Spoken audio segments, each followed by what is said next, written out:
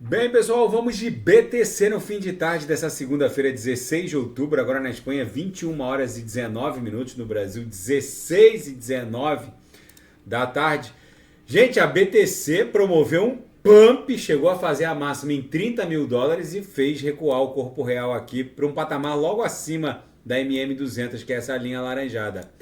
Muita gente ficou frustrada porque os relatos de uma suposta aprovação do ETF de BTC no mercado spot, principalmente o pedido da BlackRock, Citadel, Fidelity, os grandes fundos de previdência e gestores de Wall Street, acabaram se revelando falsos, mas a CVM norte-americana não disse que ela não confirmou que iria aprovar. Simplesmente os rumores de que ela teria dado aval a esse ETF seriam falsos, mas os relatórios em si podem ter origem legítima, ou seja, ficou esse disse não disse. Aí o que aconteceu? A BTC acabou promovendo esse pump espasmódico e depois retomou a tendência de baixa aqui nos 5 minutos. Agora voltou há poucos minutos atrás a retomar uma tendência de alta. É bem provável que isso aqui evolua para uma cunha triangularizada. No 4 horas a BTC ficou maravilhosa,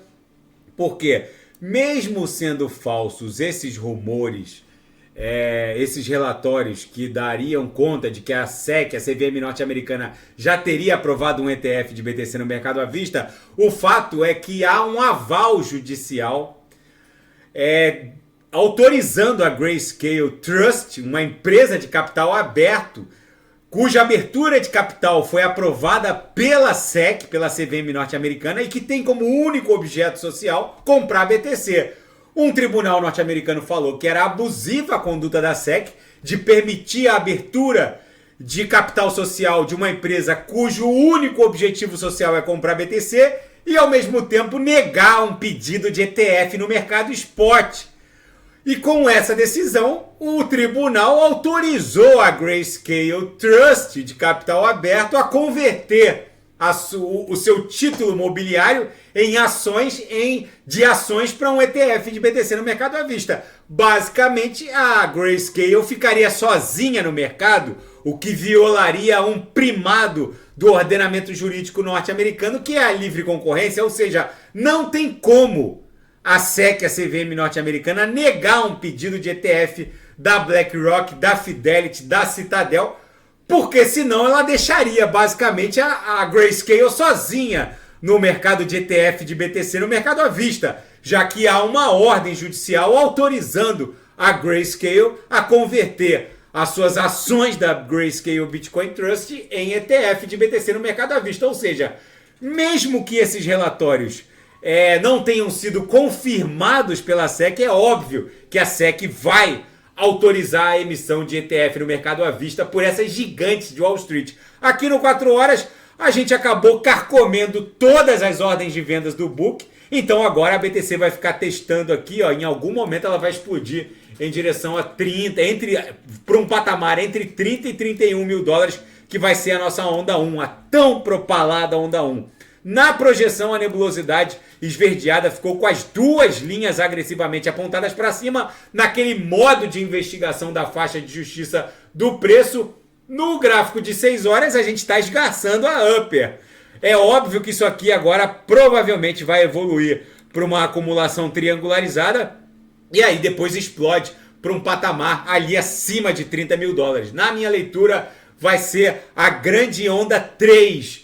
Já eu vou analisar de novo já vou até aqui botar a notícia. BTC dispara para 30 mil com relatos falsos desse suposto ETF aprovado pela SEC de BTC no mercado à vista. Eu vou explicar o que aconteceu. Alguns relatórios teriam sido vazados e gerou esse pump que a BTC protagonizou. Ela acabou batendo 30 mil e devolveu praticamente tudo. Chegou a um patamar até mais abaixo do que ela estava antes do pump. Chegou a fazer a mínima em 27.730. O que acontece é que a SEC não negou, muito menos confirmou a legitimidade desses relatos, desses relatórios. Mas os analistas já sabem que não tem como a SEC deixar a Grayscale sozinha no mercado. Então vai ser provavelmente aprovado o ETF de BTC no mercado à vista. E a Katie Wood, a CEO da ARK Invest, diz que é o próprio Gary Gensler, o presidente da SEC da CVM norte-americana, que está criando um entrave ao deferimento da emissão de ETFs no mercado spot de BTC, feito por esses... criando um entrave ao deferimento desses pedidos feitos pelas gigantes de Wall Street, como BlackRock, Citadel, Fidelity. Segundo ela, virou um assunto partidário, talvez até o Gary Gensler esteja liderando uma cruzada democrata contra a criptografia. Mas enfim, não tem mais jeito. Agora que um tribunal norte-americano determinou e autorizou que a Grayscale converta as suas ações da Grayscale Trust em ETF no mercado à vista, não tem mais jeito. A pasta já saiu do tubo. Com certeza a SEC, a CVM norte-americana, vai autorizar a emissão dos ETFs. E aqui no 4 horas a gente deve ficar estressando aqui a aresta superior. Em algum momento isso aqui vai explodir para um patamar acima de 30 mil dólares, que vai ser a nossa onda 1.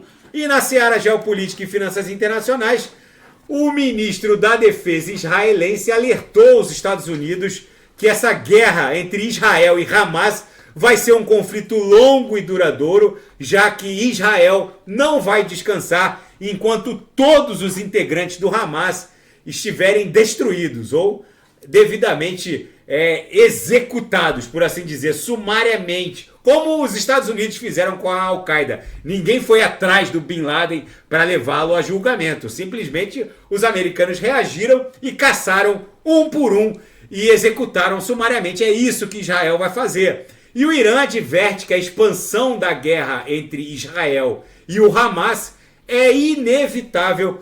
O Irã, ele advertiu nessa segunda-feira que é inevitável que em algum momento ele vai entrar nesse conflito, já que o Irã não vai admitir qualquer investida de Israel contra o Hezbollah. E é óbvio que o Israel vai caçar também alguns integrantes do Hezbollah. Enfim, se o Irã entrar nessa guerra, a gente pode ver um cenário bizarro de petróleo acima de 150 dólares, o Estreito de Hormuz fechado, algo assim, estilo Mad Max, por assim dizer. E Israel agora, no final da tarde dessa segunda-feira, afirmou que não há qualquer plano de cessar fogo depois que o Irã disse que o Hamas estaria disposto a libertar os reféns se os ataques aéreos israelenses cessassem. Até o Putin se envolveu na história, tentando dissuadir as forças de defesa israelenses a cessarem os ataques. O fato é que o Putin precisa do Irã por conta dos drones que ele usa lá na guerra entre a Rússia e a Ucrânia. O Irã conclamou o mundo, principalmente os seus aliados, principalmente a Rússia, a convencer Israel a cessar os ataques. Israel disse que não vai cessar nenhum ataque aéreo. Já são mais de 3 mil palestinos mortos, tanto na faixa de Gaza quanto na Cisjordânia.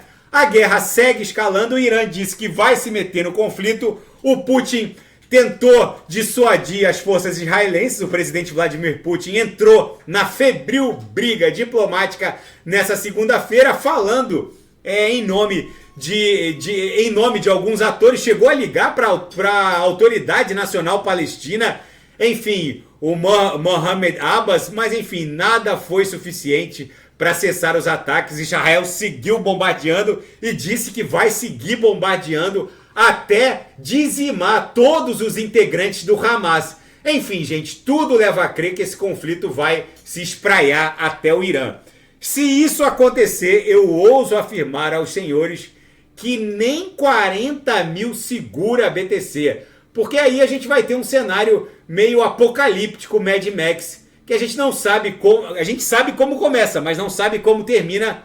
O Irã é um outro patamar, como diria o Bruno Henrique do Flamengo, simplesmente fica no radar até a possibilidade de Israel tocar uma bomba atômica até em Teherã. Vamos ver o que vai acontecer. A BTC está acumulando forte. Ela carcomeu boa parte das ordens de venda do book. A próxima vez que a gente testar 30 mil, não vai ter aquela quantidade sinistra de ordens de vendas como acontece lá no meu indicador, o Lianov Smart Money.